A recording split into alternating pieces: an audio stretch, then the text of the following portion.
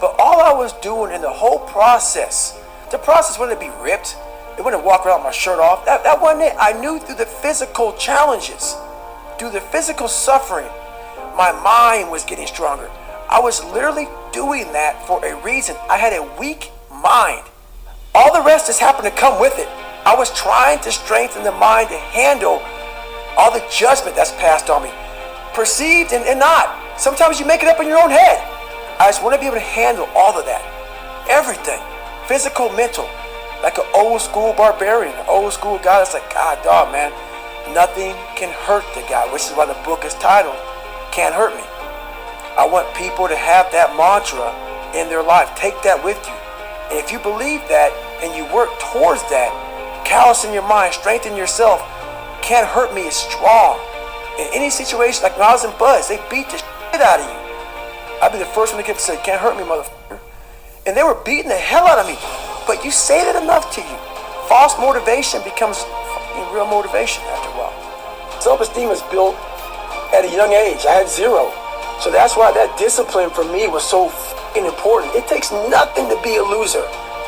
And that's why I hold most people to a higher standard, because I know how little it takes, little ability. Like you need no talent, you need no greatness inside of you, and you can still be a bad motherfucker. I wasn't going through Navy SEAL training. One thing I told myself, I wanted to quit every single day. But many dreams die while suffering. And many of us out here have suffered. And when you're suffering, I'm not talking about just physically. I'm talking about emotionally, spiritually. It could be a relationship. When you're suffering, you give up on the very things that you wanted the most. When I was going through pararescue, I wanted to be a pararescueman so bad. But that water haunted me. So when the suffering got too much, my dream died. And pretty much I almost died with it. If I didn't find Navy SEALs and getting past that hump and overcoming my demons and facing my demons every day, I would have never been up here today. You can't outrun your demons. They'll always know where you're hiding. Trust me at that. And I'm gonna end with this. Don't stop when you're tired, stop when you're done. But trying to find your best self, you become unbalanced. And people always talk about this mythical creature called the balance. You want to be balanced. I think balance is a bunch of bullshit. If you want to be great at anything, the Michael Jordans, the Tiger Woods, the greatest people of all time, the daggone Kazmaiers. If you talk to these guys, you talk to Roger Federer, they, on the surface, they have a life. But I guarantee you drill down deep, man, they are so off fucking balance. Their life doesn't eat, you get them on a teeter-totter, you're not gonna come down. It's just not balanced, and that's how you become great. So you lose a lot of your life, but I made a choice to become unbalanced. And the people that love me realize, you know what? This is who I'm with. This is who he is. This is who he wants to be. So yeah, you do lose a lot, but you gain a lot also. And every foot strike that hits the pavement, that's how I feed myself. Motherfuckers look for inspiration. Inspiration's found in every footstep you take, every grasp of that fucking iron bar, all that shit, all the miles in the pool. Inspiration's found in suffering. See, I love watching fights, man. Cause I see them, and I start to say, okay, you're in a bad situation, man. And I see a couple guys getting ready to tap. Yeah. And that 1 second decision, I call it, they're thinking, man, I gotta tap. It's like, and you see the hand motion, like I'm about to tap, and it goes somewhere else. Not today, motherfucker. Yeah. Because I've been here. I've been here before. I can last maybe just one more second, and this 1 second may get me out of this shit. And I see how the mind is evolving in that one moment, that one quick moment. I see that a million thoughts went through their fucking mind, and it didn't tap. The only thing that changes your fucking DNA is discipline. Yes. Discipline is the only thing that changes your DNA, man. This is the only thing. Only thing, man. You could be so up. And I realized that, man. I was like, man, the only thing that changed my DNA is discipline. I always fix the things on the surface. If I couldn't read and write, I learned to read and write. I would always fix these things on the surface level. And so whenever something hard would like raise its ugly head, I didn't have any kind of tools to handle it. Like, man, I thought I fixed this already, man. But no, I didn't go deep into the dungeon of my soul to say, okay, what is making you a quitter?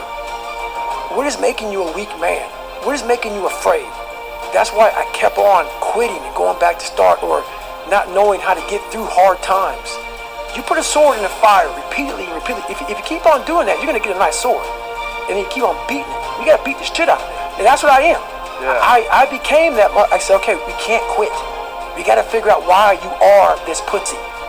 Why are you this pussy, man? What's wrong with you? What's going on here? So I kept on putting the sword back in the daggone fire, and I just beat it harder. And I beat it harder. Before I knew it, I started realizing, all right, man, the brain is starting to get hard. The brain is starting to get hard. I'm no longer a theorist. I'm now a practitioner. I put it in hell. I dissected it while it's in hell, because you can't dissect anything in a normal environment. You can't dissect anything in 72-degree weather. You must put it in the fucking freezer and freeze the fuck out of it. And then you dissect it. Dissect it when it's miserable. Dissect the brain when all it's thinking about is, I need to get out of here, man. I want to get out of the fucking freezer. Open the door. And you said, nah, 5 more seconds, man. 5 more seconds in the freezer. And that's when you start to pick that brain apart. And that's what all this stuff did to me. I kept on putting myself back into the freezer or the fire and beating the shit out of myself, mentally and physically. Before I knew it, this is what happened.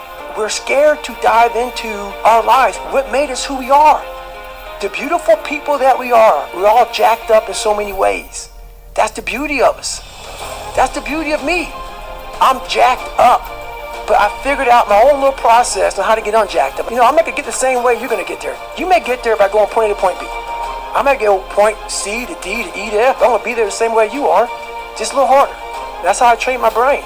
This was like literally a trained skill for me, was I'm always preparing for like not being a bitch. I got to a point in my life where I realized this is life. And so I move on past things real quick. So people are like, oh my God, what are you gonna do, David, if you can't run? Motherfucker, I'll swim. Or I'll go to college, or I'll do something else. It's like, this isn't my life. I'm very aware how quick life can take shit from you. I've always prepared my mind for the next chapter. Man, when you've done without, like Kobe Bryant. When Kobe retired that last game, he like 60 points or some shit, he walked off the court. He didn't cry. He said, oh my God, I'm gonna miss the sport, whatever. He walked off. He gave everything he could. Man, when you fucking give what I've given, and motherfuckers like to say, oh yeah, fuck you. You don't know shit. Which makes me who I am. I've given everything. People make, oh, you ran on up knees, you taped your feet up, you did blah blah, you had 2 heart surgeries, you kept on going.